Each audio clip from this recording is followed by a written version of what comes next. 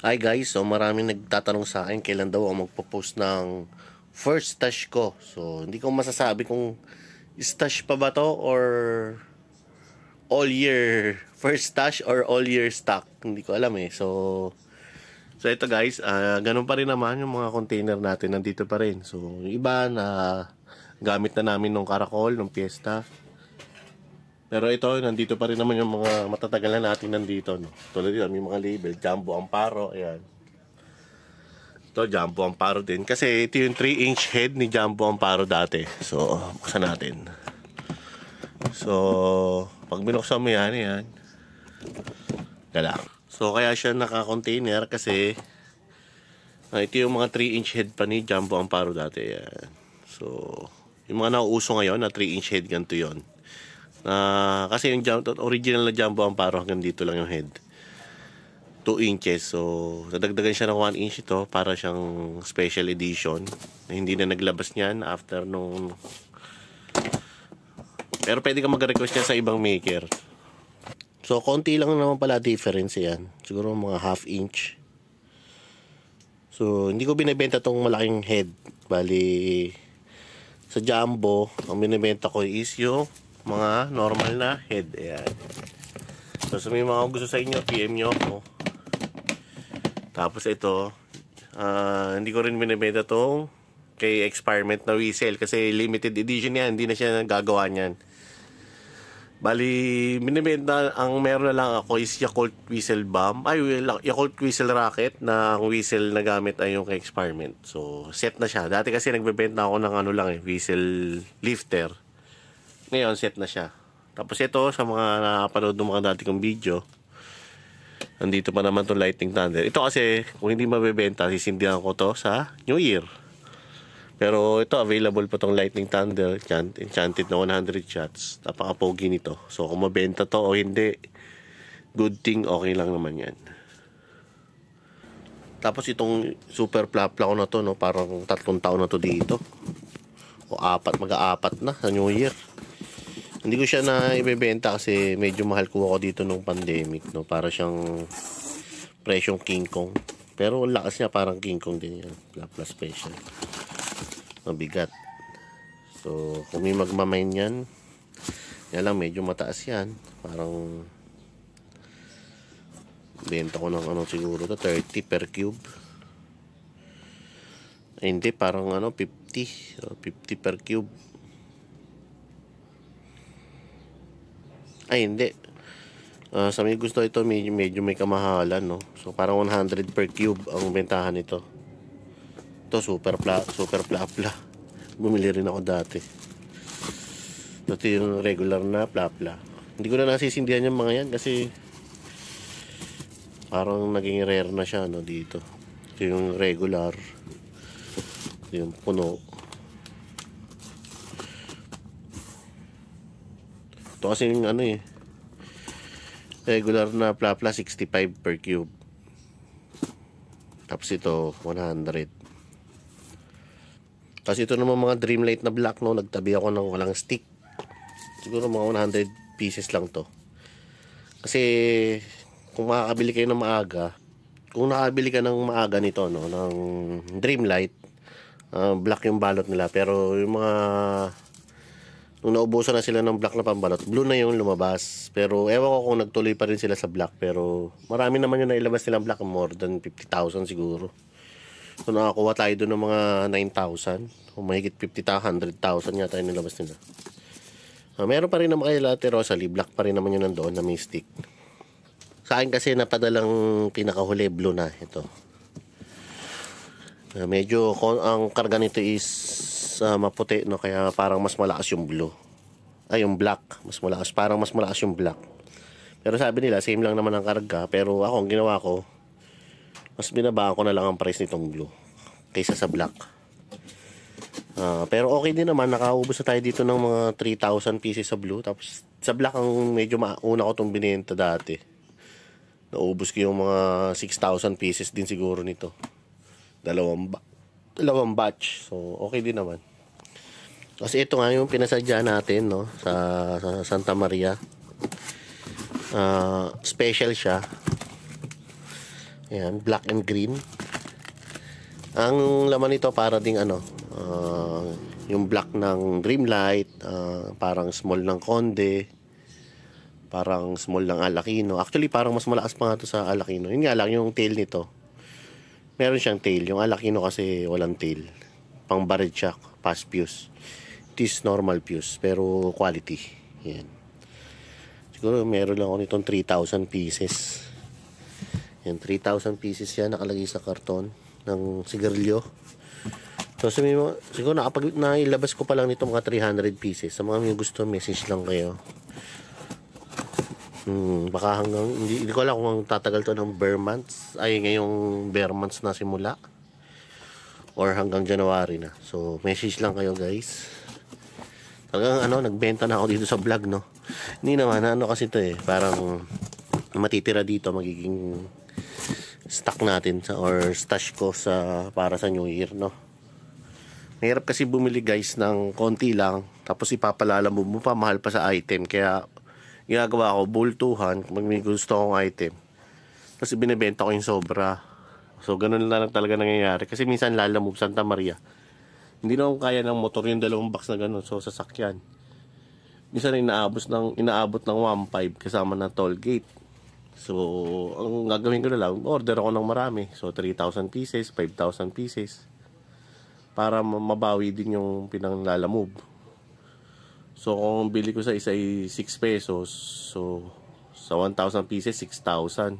Ang laki ng puhunan. So bebenta ko na lang yung konti para masambot-sambot ng konti.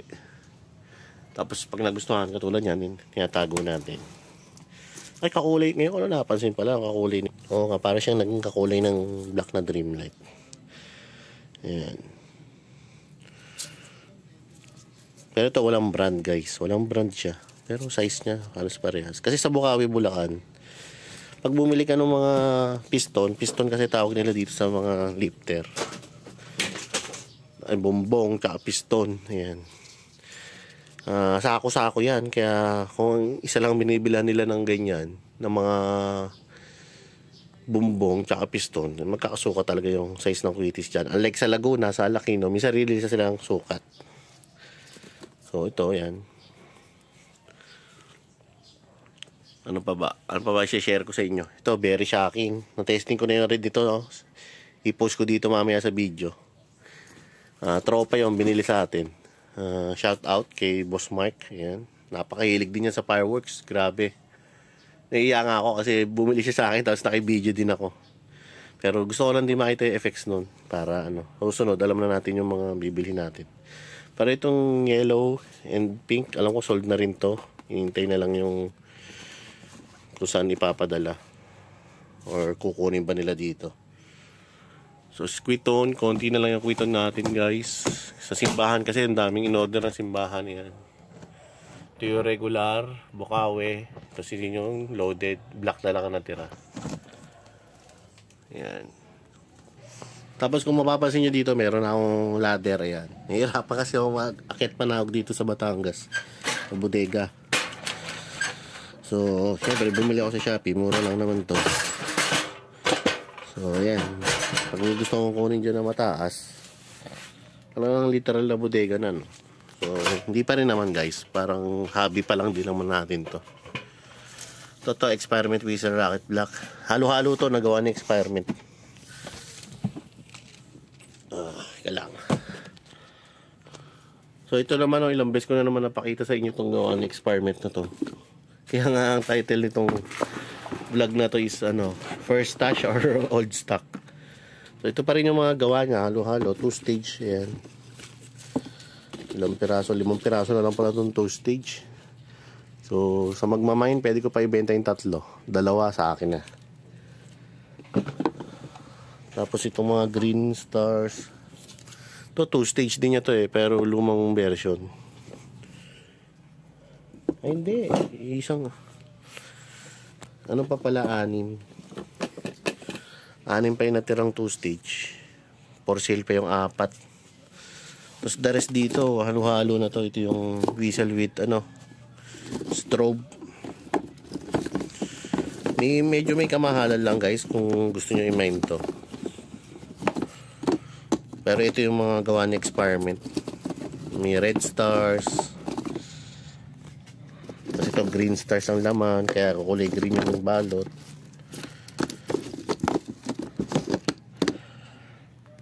Tapos alam ko meron dyan magkahalo eh. Nahanap ko pa. Ito jumbo na ano, whistle no. Ganda. Pinaka-favorite ko na whistle kay Experiment, ito mahaba yung whistle. Solid. Kaya hindi ko na siya nasisindihan. Parang rare na. So yan. Itong ball head na isa na lang. Sa New Year ko na nasisindihan to. Ito yung parang bigay lang din ng Experiment no. So yan, mga gawa niya. Quality. Tapos ito guys, mga whistle racket na lifter to no. So sa mga gusto niyan mag-try, ayan. Lifter na lifter lang naman to, galing sa tropa. So inalok lang tayo. Tapos syempre na-try ko na yan. Maganda to, parang yung kay whistle maker dati, yung pag whistle may parang ilaw siya na red. Hindi siya tail lang. So yung small ganyan siya kaliit. Tapos yung big niya is pang Quitis big. Ganun ang sukat niya. Yung lifter na Quitis kuha tayo. So ayan. So mapapansin mo, ito yung whistle racket na small. Ito yung whistle racket na buo na binibenta natin. Yan. Ayan yung nasa video. 18 pesos ang isa. So yung lifter niyan, pang small na whistle racket. Ganito. Yan. Yan ang kasukat niyan sa small. So yung big naman, nga, mas mura pag lifter lang. 15 pesos. So para mapatak ganun din. Isa big, kasukat niya yung lifter ng Yakult. Yun nga lang, yung lifting power niyan magkaiba. Syempre mas malakas tong pang Quitis kaysa doon sa whistle. So ayan. So kung ilalagay nyo sa Yakult tong whistle, siguro mga 10 grams or 8 grams lang. Konti lang guys, kasi mababa ang lifting power ng whistle kaysa sa charcoal lifter. Yan, yung pang Quitis. Message lang kayo guys sa FB, yung bagong page guys, like nyo kasi parang 80 followers na lang, magte 10,000 na yon. So yan yung big. Ito naman mabili o hindi, wala namang problema kasi alam nyo naman ako, mahal na mahal ko mag-stock ng mga paputok. Sino bang ayaw mag-stock ng paputok? Kahit mag World War 3 meron tayong stock. Joke lang, wag sana mangyari World War 3. So yan. Actually, ito nakapag-try na ako. Gagamitin sana ito ng piyesta. Nalimutan ko na. Sobrang busy kasi. So, nakapaglagay na ako ng pampataba yan sa big. Ganito itsura niya sa Yakult. So, ngayon, curious ako kung kaya niya i-lift yung at least 10 grams. So, malalaman natin. Gusto ko try mamaya, no? At least, gabi ko pa naman i-upload itong video, no? Try ko nga ito mamaya. So, lagay lang natin dito. Magta-try ako mamaya, dalawa, no? Lagyan ko na lang ng mahabang mitya para makalayo-layo. Tapos yung salute natin, no? Siguro ngayong taon, simula January, naka 200 pieces ako nito. Ito kasi guys, pag nagpagawa ka, ang puhunan nito is nasa 190 ang isa. So, ipapasa ko siya 220. Kasi yung 100 pieces, ilalalamove mo pa. Hindi rin kaya ng motor minsan. Siyasabay natin ng mga single shot. So, ngayon, naubos yung 200 pieces. Nagtira lang ako ng 3. Ayan. Sa akin na to. Sa simbahan, naka-20 sila. So yan, natira pa akong 3 bombshell sa loot. Kasi while waiting dun sa 100 pieces pa, matagal kasi gawin guys. O matagal siyang gawin. Kasi sinisingit lang yan ng maker. Kasi priority nila is yung mga bombshell na may stars. So ito, pag free time nila, saka lang sila gumagawa ng bombshell sa loot. So exclusive to sa atin. Tapos ito, yung pa rin, Arco Fuse. 10 kilo yan. Hindi pa natin nagagalaw. Wala pang balot to guys. Meron pa kasi kung binabalutan doon ng 5 kilo. Yung mga nakakabili ng tingi-tingi, yun yung binibigay ko. Ito at least marami tayong backup ng Arco Fuse. So lahat ng ginagamit ko sa King Kong, sa mga iba, kahit nga sa Quitis, yan ang nilalagay ko ngayon sa mga panggamit namin. Kasi mas maganda siya kasi slow, mas safe siya. So yung King Kong na regular, ayan, marami pa. Ang wala na ako halos, loaded, tsaka yung puno. Papabuhin ko pa yung mga tao. Tapos ito, mayroon pa pala ako dito, ngayon ko lang napansin, no? Golden brocade, ayan, mayroon tayo. pang single shot, pwedeng shell lang. Message nyo lang ako. Parang binila ko nasa 12 pieces pa yata to, 15. Pero syempre magtitira ako niya ng mga at least 3 pang gamit ko. Kasi meron naman tayo ditong ano eh. Yun o. Star Mines. Ito yung nasa video ko nung nakaraan. 4 inches. So yun. Tapos yung mga Dreamlight ko na black na nakakahon nandiyan pa. Siguro mga 3 kahon na lang to. Naubos nung piyesta yung 7 kahon. Ayan, Dreamlight na black. Meron pa ako. Kasi ito mga whistle bomb to na ano eh. Dreamlight din. Small. Ito big, 100 pieces. Sa isang box kasi ng big, 100 pieces. So meron pa tayong 200 pieces na big. Sa small, konti na lang. Ay hindi, marami to. Alam ko eh. Big din yata to. Alam ko big din to eh. Ito big, 300 pieces pala yung big ko na whistle bomb. Sa small, marami pa ako kasi may isang box pa ako dito na itinabi. Ito, naka-label. Whistle bomb small, stock. Siguro mga ano pa to. Sa 300 pieces. So, siya na kayo sa vlog ha. Walang kabuhay-buhay. Diyos ko. Nakakaya kasi maglakas ng boses dito kasi nandito ako sa bukid, no? Bukid ng bukid to, no? May mga tao dyan sa labas kasi naglilinis sila ng labas namin. Nakakaya, di ko kilala yung ibang kasama. Dito sila kakain mamaya ng tanghalian sa bukid. Tapos mga stick, ang dami ko pala dito. Stick yan. Tapos ito, may 2 piraso akong sawa. Ay, 2 box. Kasi nung karakol, may naghanap sa akin ng sawa. Isang box. Pero ito yung since Lala Move yun, nagsabay ako kahit 2 box para 1,000 rounds yan guys. Para kung may gusto, uli, hindi na uli ako magpapalala move. Tapos itong Arco Thunder, ayan, 10 na lang. I-like nyo naman yung ano ko, follow nyo naman yung page ko guys, yung bago, Kuletopia, walang space. Ayan, dyan nyo ako yung message pag may mga katanungan kayo. So message nyo ako dito guys, ayan, yung bagong page sa Facebook. Hindi yan monetize pero dyan ako nakakapag-reply. Tsaka doon sa mga kulit na gusto mag-pick up dito sa bodega, medyo malayo po kasi yung bodega ko. Dito yan, between Magallanes at Nasugbu. So, hindi ako nagpapapayag na dito po ang pick up kasi malayo po ito. Tsaka hindi ako papayagan ng parents ko magpapasok. Kasi bago makarating dito sa bodega, may isang gate ka pa na dadaanan.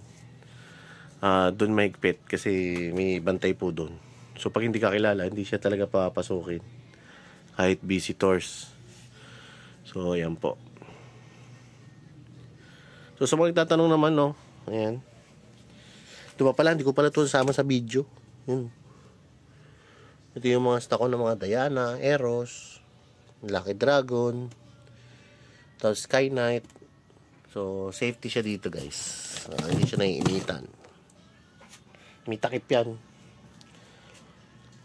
So, hindi ko na maipapakita sa inyo lahat, no, kasi hahaba lang itong video. Paulit-ulit lang naman yung video ko guys. Basta basic Kuletopia, paulit-ulit lang naman yung video. Ni iba lang ang usapan. Pero hindi, papakita ko na sa inyo para malaman nyo updated na stock dito. Hindi ako sa nakapag-video ng mga DIY kasi napaka-busy ko na guys. So may binabantayan tayong mga alaga. So yan. Uwi na rin ako mamaya, 2 oras din biyahe pa Cavite. So doon sa Cavite meron lang ako itong mga pan-tespire, Quitties, ganyan. Pero dito sa bodega nakalagay itong mga to. Very safe dito kasi meron akong tubig. Ayan. Yung mga single shot. Ayan. Yung mga papel. Ito pa rin yung mga papel. Craft paper. Kung may gusto. Kasi yung plapla. Ito. Nakakatuwa. Ang nipis pala niya. Nag-stock lang ako ng konti. So yun guys. Wala na akong masabi talaga. Kasi konti lang talaga to. Old stock na stash. Siyempre marami naman dyan na content creator na mas malulupit yung stash kaysa sa akin. Watch nyo din sila, support nyo sila kasi maliit lang tayong Pyro community. So support nyo, follow nyo lahat para iisang ano lang tayo, iisang community. So syempre lagi kong pinopromote safety. Pag mag-iimba kayo, lagi nyo ganyan, Hindi siya madadaganan, hindi mababasa, malayo sa fire hazard. So yan. Tapos lagi kayo may kahit portable fire extinguisher na maliit or tubig doon sa tabi para safe. Importante hindi mainitan saka maipit. Doon kasi nag-aano yung friction.